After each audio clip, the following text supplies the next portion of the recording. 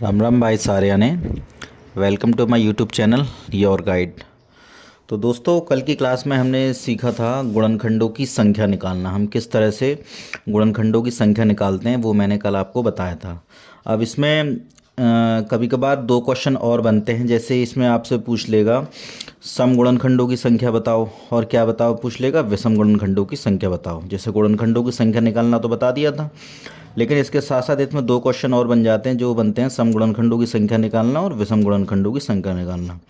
तो देखिए, मैंने कल आपको बताया था गुणनखंडों की संख्या निकालना, आज मैं वो भी समझाऊंगा और उसके साथ साथ ये दोनों चीज़ें भी समझाऊंगा। ठीक है, देखिए सबसे पहले मैं छोटा नंबर लेता हूँ जिससे ताकि अच्छे से समझ में आए। पहले हम क्या कर लेते हैं, गुणनखंडों की संख्या निकालते हैं। ठीक है, गुणनखंडों की संख्या कैसे निकालेंगे मैंने आपको बता रखा है। 24 लिया, इसके फैक्टर करें। 2 1 जा 2, 2 2 जा 4, 2 6 जा 12, 2 3 जा 6 और 3 1 जा 3। ठीक, हम कैसे संख्या निकालते थे, जो ये होते हैं इनको 2 की पावर 3 करा और मल्टीप्लाई 3 की पावर 1 करा। मैंने आपको बताया था गुणनखंडों की संख्या निकालने के लिए जो भी पावर होती हैं उनमें एक जोड़ के आपस में सब पावरों की हम क्या कर लेते हैं, सब पावरों में एक एक जोड़ के उन पावर की मल्टीप्लाई कर लेते हैं। 2 की पावर 3 है तो मैंने 3 में एक जोड़ा, यहाँ आया 4, और 3 की पावर 1 है तो मैंने यहाँ पर एक जोड़ा 2 आया, तो 4 2 जा 8 आया। यानी कि यहाँ पर क्या हो गया, गुणनखंडों की 24 के कुल गुणनखंडों की संख्या कितनी हो गई, हमारी हो गई 8। ठीक, ये मैंने आपको चीज़ समझाई थी। ठीक है, अब क्वेश्चन ये बनता है कि 24 के सम गुणनखंडों की संख्या निकालो। क्या निकालो, सम गुणनखंडों की संख्या निकालो। अब सम गुणनखंडों की संख्या कैसे निकलेगी देखते हैं। आप तो ये जानते हो अभी इस बात को, अभी इसको ना देखो, अभी केवल आप ही देखो 24 के गुणनखंड इतने हैं, 2 की पावर 3 मल्टीप्लाई 3 की पावर 1। ठीक, अब मैं आपसे कह रहा हूँ इसके सम गुणनखंड निकालो। सम गुणनखंड, सम गुणन निकालने के लिए देखिए हम क्या करते हैं, ध्यान रख लीजिए। जैसे 2 सम है और 3 विषम है, तो जो ये सम है, सम वाली पावर तो रहेगी कांस्टेंट, हम इसको लिख लेते हैं यहाँ पर। सम वाली पावर क्या रहेगी, कांस्टेंट रहेगी, तो इसको मैंने जैसा का तैसा यहाँ पर उठा कर रख दिया।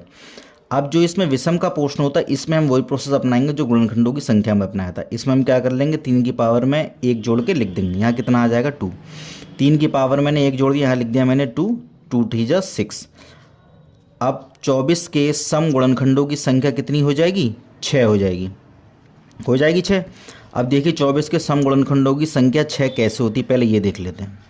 अगर मैं 24 के गुणनखंड अगर वैसे करूँ, अगर मैं आपको एक्सप्लेन करके दिखाऊँ, देखिए 24 1 से जाएगा, 2 से जाएगा, 2 से कटेगा, 3 से कटेगा, 4 से कटेगा, 6 से कटेगा, 7 से नहीं कटेगा, 8 से कट जाएगा, 9 से नहीं कटेगा, 10 से नहीं कटेगा, 12 से कटेगा। 12 के बाद फिर किससे कटेगा, 2 3 4 5 6 7, 12 के बाद फिर ये खुद किससे कटेगा, 24 से कट जाएगा। ठीक है, अब देखिए मैंने यहाँ पर हमारा क्या, हमने विद ट्रिक के अनुसार हमने यहाँ पर निकाला है सम गुणनखंडों की संख्या कितनी आ रही, 24 आ रही है। तो देख लो इसमें सम क्या है वो छाट लीजिए। 2 हो जाएगा, 4 हो जाएगा, 6 हो जाएगा, 8 हो जाएगा, 12 हो जाएगा, 24 हो जाएगा। यानी कितने नंबर हो गए, 1 2 3 4 5 6। देखिए मेरा यहाँ पर 6 आया है। ठीक है, तो ये कंडीशन सेटिस्फाई हो गई कि 24 के सम गुणनखंडों की संख्या कितनी होगी, 6 होगी। ये मैंने आपको प्रूफ करके दिखा दिया। ठीक, अब नेक्स्ट टॉपिक ये लेते हैं कि 24 के कुल विषम गुणनखंडों की संख्या निकालिए। विषम गुणनखंडों में क्या होगा, ये सम गुणनखंड हो गए और ये हो गए हमारे विषम गुणनखंड। अब मैं निकालूंगा विषम गुणनखंड कैसे निकलेंगे। ठीक है, विषम गुणनखंड, अब देखिए विषम गुणन के लिए है, विषम गुणनखंड में ये होता है जो भी ये सम होता है, जैसे हमसे पूछा है विषम गुणनखंड निकालना, तो फिर हमें सम की ज़रूरत ही क्या है, हम तो फिर सीधे विषम बना देंगे, हम तो सीधे विषम को देखेंगे, तो इस चीज़ को हम निगलेक्ट कर देंगे। यानी कि सम नंबर की जो पावर होगी इस पूरे नंबर को हम क्या कर देंगे, निगलेक्ट कर देंगे। ठीक, केवल हमारा मतलब रहेगा किससे, विषम से रहेगा। यहाँ 3 की पावर 1 है, अब आप जानते हो संख्या निकालने के लिए पावर में 1 जोड़ा, पावर में 1 जोड़ के लिखा जाता है। यहाँ 3 की पावर कितनी 1 है, 1 में मैंने 2 जोड़ा तो 2 आया। अब देखिए विषम गुणनखंड की संख्या कितनी आ गई, 2 आ गई। मैं यहाँ पर 2 लिख लेता हूँ। अब आइए मैं इसको आपको सेटिस्फाई करके दिखाता हूँ। देखिए मैंने यहाँ पर आपको 24 के वो नंबर लिखे हैं जो 24 से कटेंगे। अब आप देखिए ये जो 6 नंबर हैं ये तो हमारे किससे हो गए, ये तो हमारे सम गुणनखंडों के, ये तो हमारे सम गुणनखंड हो गए। अब बचे क्या, हमारा 1 बचा और 3 बचा। ठीक है, 2 नंबर हो गए। और देखिए ये मैंने आपको विद ट्रिक निकाला है, यहाँ पर क्या करा है, 2 आया। विषम गुणनखंडों की संख्या कितनी हो गई है, 2 हो गई है। ठीक है, इस तरह से हम सम गुणनखंडों की संख्या और विषम गुणनखंडों की संख्या निकालेंगे। ठीक है, अब आइए हम एक छोटा सा क्वेश्चन ले लेते हैं जिसमें आपको सम और विषम दोनों ही इसमें निकालना बताऊँगा। क्वेश्चन मैं ले लेता हूँ इसमें आपका 10500 में कुल गुणनखंडों की संख्या निकालो। कुल गुणनखंडों की संख्या निकालो। ठीक, इसी में मैं पूछ लूँगा कुल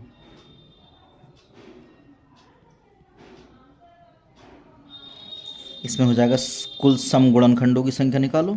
और तीसरा क्वेश्चन हो जाएगा कुल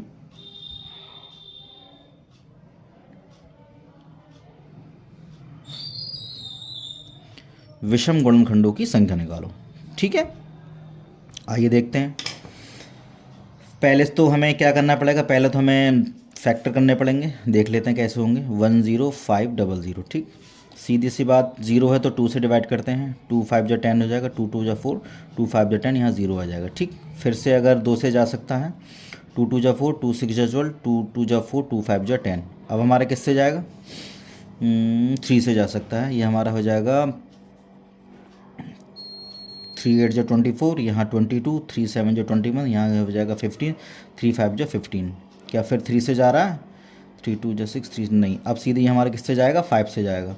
तो 5 1 जा 5 हो जाएगा, यहाँ ये हो जाएगा हमारा 37, 5 7 जा 35, और ये हमारा 2 आएगा, 5 5 जा 25। ठीक, फिर 5 से जाएगा, 5 3 जा 15, यहाँ 25, 5 5 जा 25। ठीक है, 5 7 जा 35, 7 1 जा 7। देखिए क्या हो जाएगा। अब जो 1055 आया, इसके हमारे कितने आए, देखिए 2 कितनी बार आया, यहाँ पर 2 आया हमारा, 1 2 केवल 2 बार आया, तो यहाँ लिख लेते हैं हम 2 की पावर 2 मल्टीप्लाई। यहाँ पर 3 कितनी बार आया, 1 बार आया, तो मैं यहाँ पे लिख देता हूँ 3 की पावर 1। यहाँ पर आया 5 3 बार आया, तो मैं यहाँ पे लिख देता हूँ 5 की पावर 3। और यहाँ पर आया 7 1 बार, तो मैंने कर दिया 7 की पावर 1। अब पहला क्वेश्चन हमारा ये है कि कुल गुणनखंडों की संख्या निकालो। कुल गुणनखंडों की संख्या।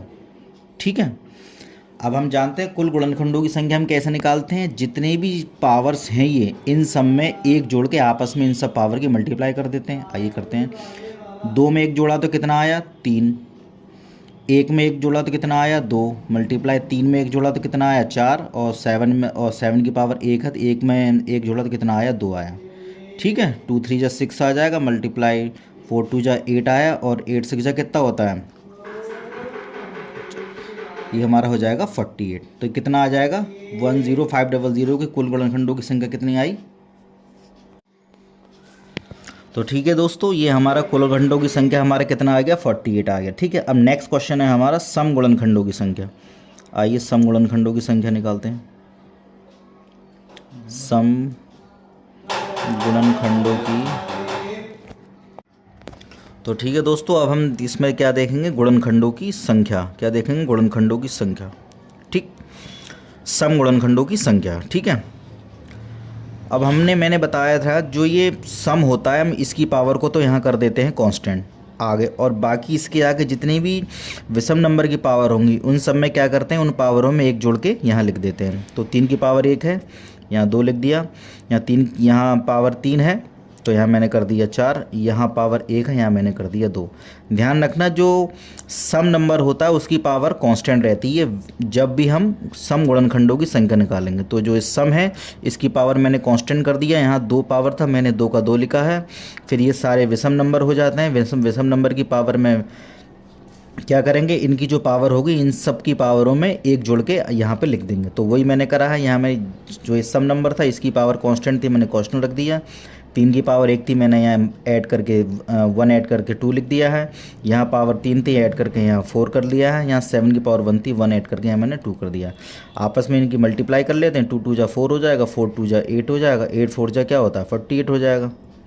ठीक, इसकी भी क्या आ जाएगी, सम गुणनखंडों की संख्या कितनी आ जाएगी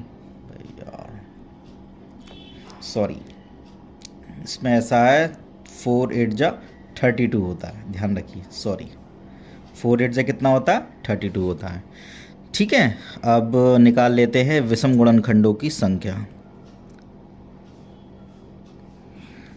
विषम गुणनखंडों की संख्या, विषम गुणनखंडों की संख्या निकाल लेते हैं। देखिए विषम गुणनखंडों की संख्या निकालने कैसे निकालते हैं।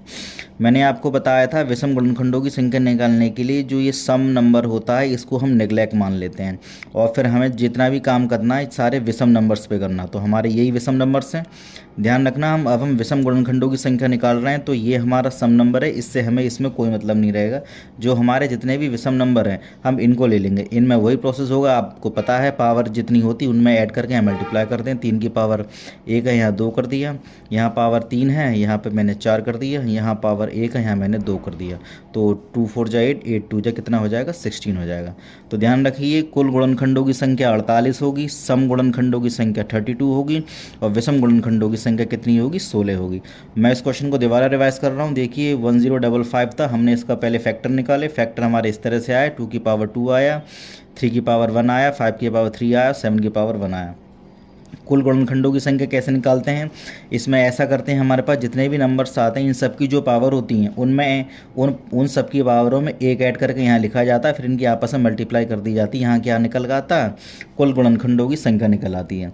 इसके बाद फिर मैंने निकाला है सम गुणनखंडों की संख्या। सम गुणनखंडों में ऐसा करा जाता है जो यहाँ पर हमारा जो फैक्टर का जो सम नंबर होता है इसकी पावर तो हमारी यहाँ पर कांस्टेंट रहती है, तो 2 यहाँ पावर 2 था 2 करा, बाकी जितने भी विषम नंबर थे इन सब में इन सब की पावरों में एक ऐड करके यहाँ लिख लिया गया है और आपस में कर ली गई मल्टीप्लाई। तो इस सम गुणनखंडों की संख्या कितनी आया 32 आया।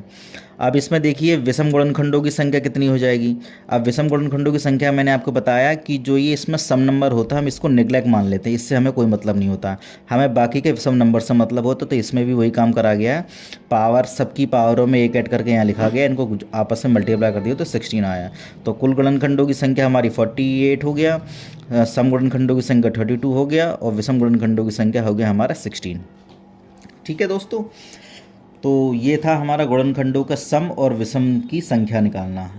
इसके बाद इसमें आएगा फिर, अब इसमें क्वेश्चन और भी बन सकता है, आपसे कोई पे कह देगा कि इन गुणनखंडों का योगफल निकालो या विषम गुणनखंडों का योगफल निकालो। जैसे यहाँ पर था कुल गुणनखंडों की संख्या था, एक क्वेश्चन बनता है कुल गुणनखंडों का योगफल निकालो। जैसे आपसे पूछेगा, जैसे क्वेश्चन यहाँ पर गुणनखंडों की संख्या ना देगा, यहाँ से आपसे कह देगा गुणनखंडों का योगफल निकालो।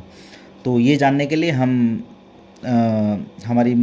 इसको नेक्स्ट वीडियो में समझाएंगे। और ये वीडियो अच्छा लगा हो तो प्लीज़ इसे लाइक करें, सब्सक्राइब करें। Thank you.